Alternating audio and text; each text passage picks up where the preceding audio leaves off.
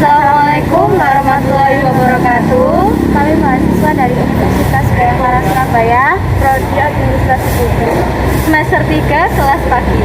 Perkenalkan, nama saya Rizky Ismail Aiki, dan teman saya Nur Fitriana Melati, dan saya Eka Pramudita. Berikut dokumentasi yang akan kami tampilkan.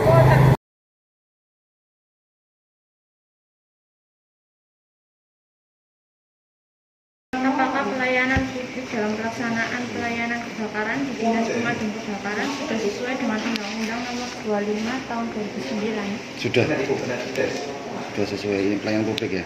Iya. Jadi Surabaya kan lebar.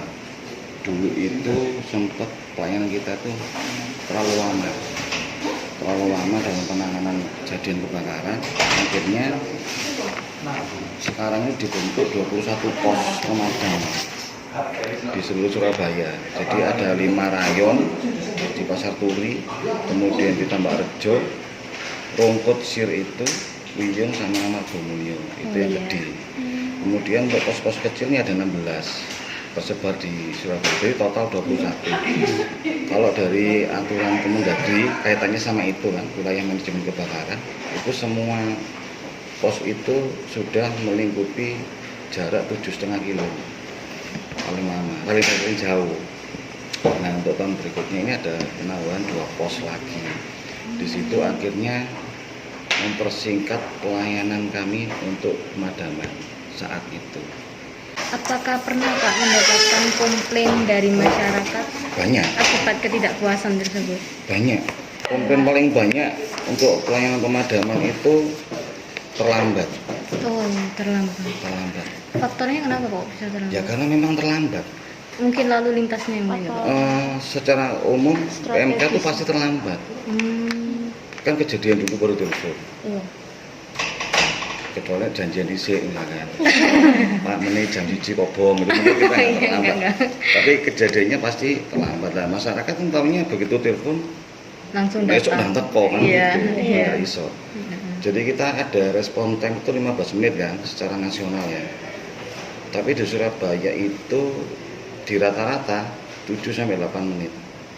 Sekarang ini itu udah cepat sebenarnya. Cuman yang menunggu itu kan memang lama, menjemukan tuh. Jadi itu kebanyakan mereka mengatakan terlambat. Tapi kalau dicek di comment center kan ada 112 comment center itu. Oh, iya. Teman-teman itu tugasnya terima berita jam berapa, open tiketnya, yang diberangkatkan dari pos mana itu ditulis jamnya, laporan mereka sudah sampai di situ juga ditulis, dan ternyata memang tidak lebih dari 8 menit sebenarnya.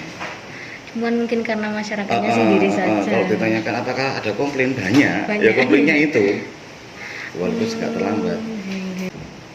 Kalau upaya untuk mengatasi kendala tersebut itu apa aja, Pak? Faktor penghambat pelaksanaan pelayanan publik itu kemarin saya sempat koreksi ini ada 2 kan, ada internal ada eksternal. Kalau internalnya itu masalah sertifikasi kompetensi, itu kaitannya dengan Kemendagri yang baru, semua petugas pemadam itu harus tersertifikasi.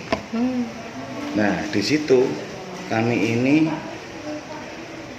hanya nggak sampai 10% yang tersertifikasi. Tapi kalau kemampuan mereka, keterampilannya sudah banyak. Ya.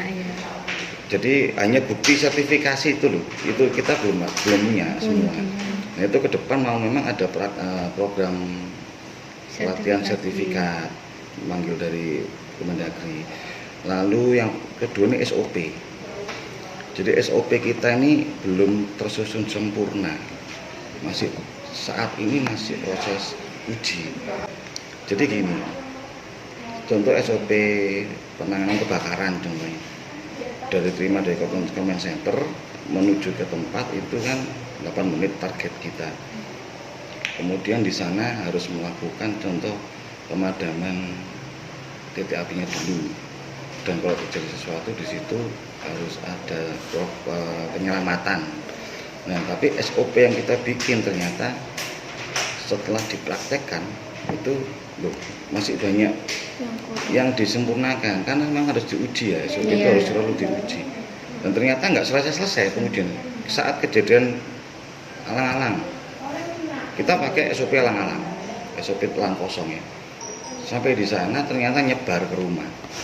Nah di situ akhirnya kita edit lagi. Dari SOP itu masih belum selesai. Contohnya di situ yang jadi kendala. Karena kalau tidak memenuhi SOP-nya kadang kita salah ya. Iya. Tapi kalau diterapkan beneran gak cocok. Gak cocok, iya. Itu yang internal kita ya. Tapi kalau eksternal yang sering jadi kendala itu saat pemadaman itu akses. Oh iya. Akses jalannya sempit, terus parkir siksa. Oh Ya kan? Terus portal. Oh nih sama ini. Parkir sumur PMK. Sumur PMK itu kan untuk senjata kita air kan ya. Iya. Kalau di lingkungan ini ada sekitar 400 kalau 700 titik sumur. Itu banyak yang hilang.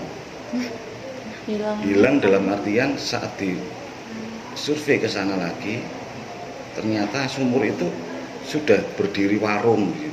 Ditutup. Jadi warung itu timbang ngusung-ngusung mungkin ya pakai sumur kita ini, cuma nggak tahu buka ya kok mereka bisa. Lalu ini kesiapsiagaan warga. Langkah yang kami ambil itu pertama kita sering sosialisasi, menjelaskan masalah itu tadi hambatan PMK itu apa sih? Itu kita ceritakan mulai akses, terus pasokan air, kemudian kesiapan warga itu kita sosialisasi. Apakah fasilitas di dinas pemadam kebakaran sudah cukup memadai baik dari segi tempat parkir, alat-alat pemadam dan lain-lainnya? Kalau parkir cukup sih, walaupun sejauh kurang, tapi dianggap cukup. Tapi ini kurang lebar. Iya. Karena kendaraan PMK itu harus menghadap ke depan semua idealnya. Iya. Nah, ini ada sebagian yang memang yang gede-gede sudah ke depan, tapi yang kecil-kecil ini masih Cianjur sini kan, ini saya lihat masih ada ke sana itu. Nah, kalau peralatan kami sudah mulai banyak barang baru, termasuk skylift itu juga salah satu sarana prasarana kan ya. Itu sudah baru, cuman yang kurang masih APD, alat pelindung diri. Dulu bagus, sekarang mulai rusak kan. Cuman untuk masalah pembelian lagi itu dibatasi. Gara-gara pandemi tadi itu. Bukan gara-gara ding apa ya? Istilahnya karena ada pandemi, pembelian barang-barang APD itu dibatasi dulu.